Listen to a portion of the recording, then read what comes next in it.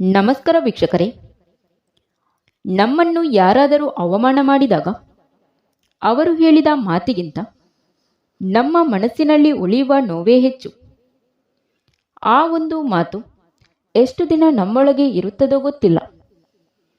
ಇವತ್ತಿನ ವಿಡಿಯೋದಲ್ಲಿ ಅವಮಾನ ಮಾಡಿದಾಗ ಮನಸ್ಸನ್ನು ಹೇಗೆ ಬಲಿಷ್ಠವಾಗಿಟ್ಟುಕೊಳ್ಳಬೇಕು ಅನ್ನೋದನ್ನು ಸರಳವಾಗಿ ಈ ವಿಡಿಯೋದಲ್ಲಿ ತಿಳಿಸಲಾಗಿದೆ.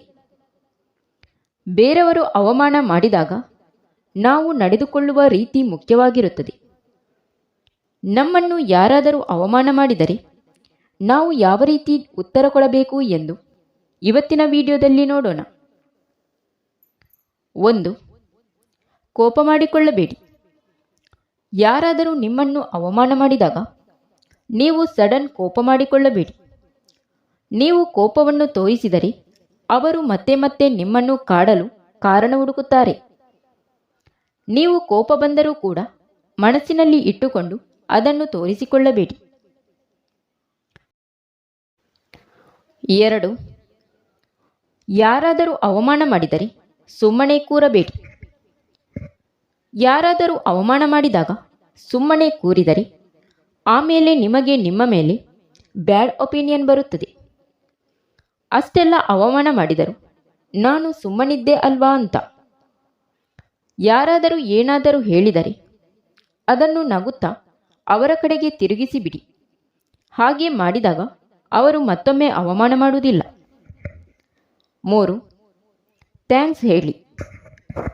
ಯಾರಾದರೂ ನಿಮ್ಮನ್ನು ಅವಮಾನ ಮಾಡಿದಾಗ ನಿಮಗೆ ಏನು ಹೇಳಲು ಸಾಧ್ಯವಾಗದಿದ್ದರೆ ನಗುತ್ತಾ ಥ್ಯಾಂಕ್ಸ್ ಹೇಳಿಬಿಡಿ. ಇದರಿಂದ ಅವರಿಗೆ ಗೊಂದಲ ಉಂಟಾಗುತ್ತದೆ. ಆಮೇಲೆ ಅವರು ನಿಮಗೆ ಅವಮಾನ ಮಾಡಲು ಬರುವುದಿಲ್ಲ. 4. ಒಬ್ಬರು ಒಂದೆರಡು ಬಾರಿ ಮಾತಿನಿಂದ ನೋವು ಕೊಟ್ಟರೆ ಅದು ಅವರ ಅಜ್ಞಾನ ಇರಬಹುದು. ಆದರೆ ಮರುಮರು ಅದೇ ಅವಮಾನ ಸಹಿಸಿಕೊಳ್ಳಬೇಕಾದ ಜವಾಬ್ದಾರಿ ನಿಮ್ಮದಲ್ಲ. ಅಂತಹ ಸಂದರ್ಭದಲ್ಲೂ ಶಾಂತವಾಗಿ ಆದರೆ ಗಟ್ಟಿಯಾಗಿ ಹೇಳಬೇಕು. ಕಿರುಚದೆ, ಜಗಳವಿಲ್ಲದೆ ಆದರೆ ಸ್ಪಷ್ಟವಾಗಿ, ನನ್ನ ಜೊತೆ ಈ ರೀತಿ ಮಾತನಾಡಬೇಡಿ, ಈ ಮಾತು ನನಗೆ ಒಪ್ಪಿಗೆಯಿಲ್ಲ ಎಂದು. 5. ನಿಮಗೆ ಪ್ರತಿ ಸಾರಿ ಅವಮಾನ ಆದಾಗ ಮಾತಿನಿಂದಲೇ ಉತ್ತರ ಕೊಡಬೇಕೆಂದಿಲ್ಲ. ನಿಮ್ಮ ಜೀವನದಲ್ಲಿ ಮುಂದೆ ಹೋಗುವುದು ಮತ್ತು ನಿಮ್ಮ ಬೆಳವಣಿಗೆ ಅದೇ ದೊಡ್ಡ ಉತ್ತರ. ನಿಮ್ಮ ಶಾಂತಿ, ನಿಮ್ಮ ಸಾಧನೆ, ನಿಮ್ಮ ಆತ್ಮವಿಶ್ವಾಸ, ಒಂದು ದಿನ ಅದೇ ಜನ ನಿಮ್ಮನ್ನು ಗೌರವಿಸಲೇಬೇಕಾಗುತ್ತದೆ. ಸ್ನೇಹಿತರೆ, ಅವಮಾನ ಮಾಡಿದಾಗ ಕುಗ್ಗದಿರಿ, ಗೆದ್ದು ಜಯಿಸಿ ತೋರಿಸಿ.